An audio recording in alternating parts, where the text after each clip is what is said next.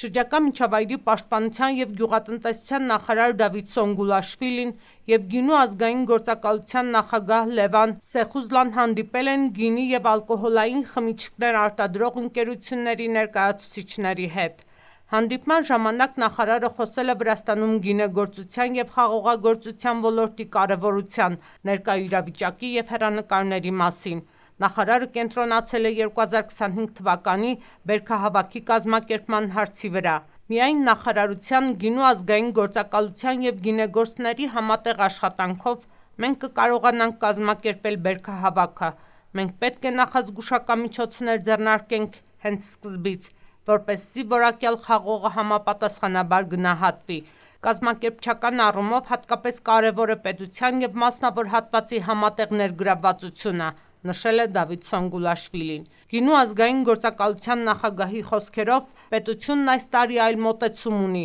և այլևս նույն գնով չի ընդունի որակյալ և անորակ խաղողը։ Զրույցը շոշափեց նորարարությունը՝ 2025 թվականի բերքահավաքի ժամանակ բերքահավաքը կգրանցվի էլեկտրոնային կշեռքների միջոցով։